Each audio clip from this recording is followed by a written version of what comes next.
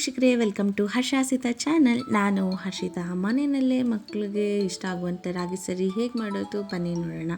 ಮೊದಲಿಗೆ ನಾನು ಪಾತ್ರೆನ ಇಟ್ಕೊಂಡು ಸ್ಟವ್ ಹಚ್ಚಿ ರಾಗಿನ ಇಲ್ಲಿ 3 kg ತೊಗೊಂಡು 2 ಗ್ಲಾಸ್ ಅಷ್ಟು ಮಟ್ಟಿಗೆ ಒಂದೊಂದು ಸಲಿಗೆ ತೊಗೊಂಡು ರಾಗಿನ ಚೆನ್ನಾಗಿ ಫ್ರೈ ಮಾಡ್ತಾ ಬಂದೆ. ಚೆನ್ನಾಗಿ ರಾಗಿನ ತೊಳೆದು ಒಣಗಿಸಿ ನಂತರ ಇದನ್ನು ಕಲ್ಲು ಮಣ್ಣು ಅಂತ ಹೇಳಿ ಎಲ್ಲವನ್ನು ಕ್ಲೀನ್ ಮಾಡಿಸಿ ನಂತರ ನಾನಿಲ್ಲಿ ಉಪಯೋಗಿಸ್ತಿದ್ದೀನಿ. ಮಗುವಿಗೆ ನಾವು ಮಾಡುವಾಗ ತುಂಬ ಎಚ್ಚರಿಕೆ ವಹಿಸಿ ಮಾಡಬೇಕು ಅಂತಲೇ ಹೇಳ್ತೀನಿ ವೀಕ್ಷಕರೇ.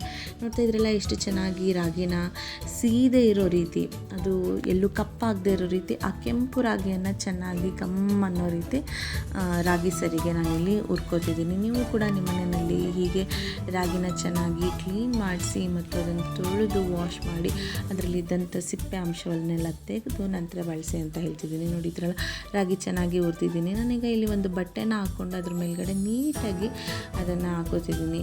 ಯಾಕೆ ಅಂದರೆ ಅದು ಸ್ವಲ್ಪ ಒಣಗಿದ್ದು ಮತ್ತು ಹುರಿದಿರೋದು ಆಗಿರೋದ್ರಿಂದ ಅದು ಸಡನ್ನಾಗಿ ನಾವು ಹಾಗೆ ಯೂಸ್ ಮಾಡೋಕ್ಕೆ ಹೋದರೆ ಅದು ಮೆತ್ತಗೆ ಅನಿಸ್ಬಿಡುತ್ತೆ. ಬಾಕ್ಸ್ಗೆ ಹಾಕ್ಬಿಟ್ರೆ ಸ್ವಲ್ಪ ಆರಕ್ಬಿಟ್ಟು ನಂತರ ಬಳಸಬೇಕು. ನಾನಿಲ್ಲಿ 2 ಗ್ಲಾಸಷ್ಟು ಅಕ್ಕಿನ ತೊಗೊಂಡು ಚೆನ್ನಾಗಿ ಹುರ್ಕೋತಿದ್ದೀನಿ. ಅದು ಹೊಂಬಣ್ಣ ಬಂದ ತಕ್ಷಣ ನಾನು ಅದನ್ನು ಕೂಡ ಇಲ್ಲಿ ಹಾಕೋತಿದ್ದೀನಿ. ನೋಡ್ತಿದ್ರಲ್ಲ ಎಷ್ಟು ನೀಟಾಗಿ ಎಲ್ಲವನ್ನು ಕೂಡ ಆರಿಸ್ಕೋತಿದ್ದೀನಿ.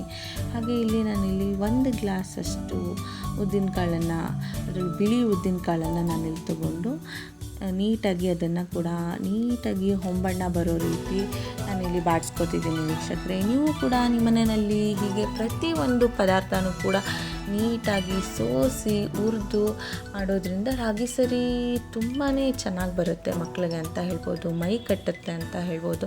ನಾನಿಲ್ಲಿ ತೊಗರಿಬೇಳೆ, ಶಿವಲಿಂಗ ಬೇಳೆ ಅಂತೀವಲ್ಲ ಅದನ್ನು ಕೂಡ 1 ಗ್ಲಾಸಷ್ಟು ತೊಗೊಂಡೆ. ಹಾಗೆ 1 ಗ್ಲಾಸಷ್ಟು ಕಡಲೆಬೀಜದಲ್ಲಿ ಮಕ್ಕಳಿಗೆ ತಾಕತ್ತು ಕೊಡುತ್ತೆ. ಬಡವರ ಬಾದಾಮಿ ಅಂತಲೇ ಕರಿತೀವಿ. ಇದನ್ನು ಚೆನ್ನಾಗಿ ಹುರಿದು ನಂತರ ಸಿಪ್ಪೆನ ತೆಗೆದು ಸಿಪ್ಪೆ ಎಲ್ಲ ಆಚೆ ಮಾಡಿ ಆ ಕಡಲೆ ಬೀಜದ ಕಾಳು ಏನಿರುತ್ತೆ ಅದನ್ನು ನಾನಿಲ್ಲಿ ಆ್ಯಡ್ ಮಾಡ್ಕೋತಿದ್ದೀನಿ. ಹಾಗೆ ನೆಕ್ಸ್ಟು ನಾನಿಲ್ಲಿ 1 ಗ್ಲಾಸಷ್ಟು ಕಡಲೆಕಾಳು ಮತ್ತು 1 ಗ್ಲಾಸಷ್ಟು ಹೆಸರು ಕಾಳು ಮತ್ತು 1 ಗ್ಲಾಸಷ್ಟು ಹುಳ್ಳಿಕಾಳು, ಇದನ್ನೆಲ್ಲ ಸ್ಮಾಲ್ ಗ್ಲಾಸ್ ಚಿಕ್ಕ ಗ್ಲಾಸ್ನಲ್ಲಿ ನಾನು ತೊಗೊಂಡು ಹಾಕ್ಕೊಂಡು ಮಾಡ್ತಿದ್ದೀನಿ. ಇದು 9 ತಿಂಗಳ ಮಗುಗೆ ಮಾಡ್ತಾ ಇರೋದ್ರಿಂದ ಇಷ್ಟು ಸಾಕು ಅನ್ನಿಸ್ತು. ನೆಕ್ಸ್ಟ್ ಟೈಮ್ ಜಾಸ್ತಿ ಮಾಡಿದಾಗ ಮತ್ತೆ ನಾನು ನಿಮಗೆ ತೋರಿಸ್ತೀನಿ. ಹಾಗೆ ಇಲ್ಲಿ ಡ್ರೈ ಫ್ರೂಟ್ಸ್ನ ನಾನಿಲ್ಲಿ ಆ್ಯಡ್ ಮಾಡಿಕೊಂಡೆ. ಬಾದಾಮ್ ಮೈ ಕಟ್ಟುತ್ತೆ ಮತ್ತು ಮೆದುಳಿಗೆ, ಅವರ ಬೆಳವಣಿಗೆಗೆ ಅಪೌಷ್ಟಿಕತೆ ಬರದೇ ಇರೋ ರೀತಿ ನೋಡ್ಕೊಳ್ಳುತ್ತೆ ಇವೆಲ್ಲವೂ ಕೂಡ. ಹಾಗೆ ನಾನಿಲ್ಲಿ 1/2 ಗ್ಲಾಸಷ್ಟು ವಾಲ್ನಟ್ ಮತ್ತು 1/2 ಗ್ಲಾಸಷ್ಟು ಪಿಸ್ತಾನ ತೊಗೊಂಡು ನೀಟಾಗಿ ಅದನ್ನು ಕೂಡ ನಾನಿಲ್ಲಿ ಹುರ್ಕೋತಿದ್ದೀನಿ ಅಂತಲೇ ಹೇಳ್ಬೋದು. ಚೆನ್ನಾಗಿ ಹುರ್ಕೊಂಡು ಮಾಡೋದ್ರಿಂದ ಗಮ್ ಅಂತ ಅನ್ನುತ್ತೆ ಮತ್ತು ನೀವು ರಾಗಿ ಸರಿ ಮಾಡುವಾಗಲೂ ಕೂಡ ಅದು ತುಂಬ ಚೆನ್ನಾಗಿ ಬರುತ್ತೆ. ಮಗುವಿಗೆ ಒಂದು ಗಟ್ಟಿತನ, ಮೂಳೆ ಗಟ್ಟಿಯಾಗಿ ಬರುತ್ತೆ ಅಂತ ಕೂಡ ಹೇಳ್ಬೋದು. ಹಾಗೆ ನಾನಿಲ್ಲಿ 1 ಗ್ಲಾಸಷ್ಟು ಗೋಡಂಬಿನ ತೊಗೊಂಡೆ, ಅದನ್ನು ಕೂಡ ಹುರಿದು ನಾನಿಲ್ಲಿ ಹಾಕ್ಕೊಂಡೆ. ಮತ್ತು ನಾನಿಲ್ಲಿ 1 ಕಪ್ಪಷ್ಟು ಮೆಣಸು ತೊಗೊಂಡು ಚೆನ್ನಾಗಿ ಹುರಿದೆ.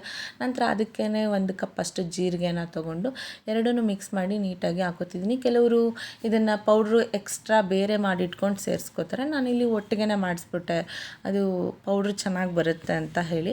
ನೆಕ್ಸ್ಟ್ ನಾನಿಲ್ಲಿ 8 ಏಲಕ್ಕಿನ ಅದನ್ನು ಕೂಡ ಬೆಚ್ಚಗೆ ಮಾಡಿ ಹಾಕ್ಕೊಂಡೆ. ಡೈಜೆಷನ್ ಸಿಸ್ಟಮ್ಗೆ ಹೆಲ್ಪ್ ಆಗುತ್ತೆ, ಚೆನ್ನಾಗಿರುತ್ತೆ ಅಂತ ಹೇಳಿ. ಹಾಗೆ ನಾನಿಲ್ಲಿ 1 ಗ್ಲಾಸಷ್ಟು ಗೋಧಿನ ತೊಗೊಂಡೆ, ಅದನ್ನು ಕೂಡ ಚೆನ್ನಾಗಿ ಹುರ್ಕೊಂಡೆ. ನೋಡ್ತಾ ಇರಲ್ಲ ವೀಕ್ಷಕರು ಎಷ್ಟು ನೀಟಾಗಿ ಹುರಿದಿದ್ದೀನಿ. ಪಟ್ ಅಂತ ಗೋಧಿ ಸಿಡಿತಾ ಇತ್ತು.